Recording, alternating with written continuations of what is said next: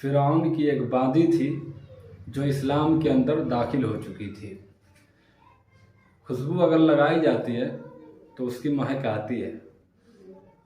ऐसे ही इस्लाम है, जब इस्लाम के अंदर वो दाखिल हुई तो फ़िरौन को पता चल गया। फ़िरौन ने बादी को बुलाया और अपने दरबार में एक आग लगाई। उस आग के ऊपर एक कढ़ाई रखी और उस कढ़ाई के अंदर तेल को डाल दिया। जब तेल उबलने लगा, खौलने लगा, तो फ़िरौन ने बादी से कहा, तू इस्लाम से फिर जा। फ़िरौन ने बादी से कहा कि तू इस्लाम से फिर जा। अगर तू इस्लाम से फिर जाती है तो तुझे सोने चांदी से मालामाल कर दिया जाएगा, और अगर तू इस्लाम से नहीं फिरती है तो तुझे तेरी बच्चियों को इस तेल के अंदर जला दिया जाएगा। तो बादी ने कहा कि फिर बादी की 2 बच्चियां भी थी, तो बादी ने कहा कि फ़िरौन, अगर मेरी 100 बच्चियां भी होती तो मैं अल्लाह के रास्ते में कुर्बान कर देती। तो फ़िरौन ने जब ये सुना तो जलाल में आ गया। उसने फ़ौरन बड़ी वाली बच्ची को पकड़ा और तेल के अंदर डाल दिया। तेल के अंदर जब डाला तो जैसे मछली तलती है ऐसे ही वो लड़की तल गई। और माँ का ममता तो एक माँ ही बता सकती है। माँ के आंखों के सामने बच्ची को जलाया गया, तेल के अंदर डाला गया।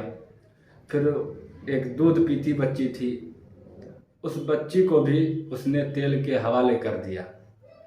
फिर माँ को भी जब माँ की बारी आई तो फ़िरौन से माँ ने कहा कि फ़िरौन, मेरी एक ख्वाहिश है। पूछा फ़िरौन ने, बता तेरी ख्वाहिश क्या है। तो उसने बताया कि अगर हम भी जब जल जाएं, हम भी जब राख हो जाएं, जब हमारी हड्डियां बचें तो एक जगह कहीं इसे दफन कर देना। तो फ़िरौन ने कहा कि ठीक है, ये तुम्हारा ख्वाहिश पूरा किया जाएगा। तो जब माँ को भी जला दिया गया, तेल के हवाले कर दिया गया, जब उसकी हड्डियां बची तो उसने सारी हड्डियों को इकट्ठा कराकर एक जगह दफन करवा दिया। उसके बाद अल्लाह के नबी सल्लल्लाहु अलैहि वसल्लम जब मिराज के लिए तशरीफ़ ले जा रहे हैं तो जन्नत की खुशबू आ रही बैतुल मुक़द्दस से। तो आप सल्लल्लाहु अलैहि वसल्लम ने हज़रत जिब्रील अलैहिस्सलातु वस्सलाम से पूछा कि बताओ, ये जन्नत की खुशबू ज़मीन पर कहाँ से आ रही है। तो हज़रत जिब्रील अलैहिस्सलातु वस्सलाम ने बताया कि फ़िरौन की एक बादी थी और सारा वाक़या बताया। फिर फरमाया कि जब से उसकी हड्डियों को यहाँ दफन किया गया है तब से जन्नत की खुशबू आ रही है और क़यामत तक ये खुशबू आती रहेगी।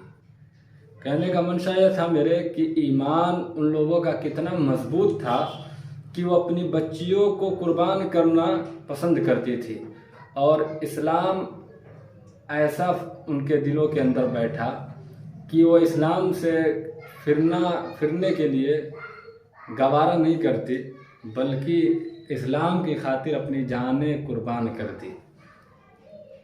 और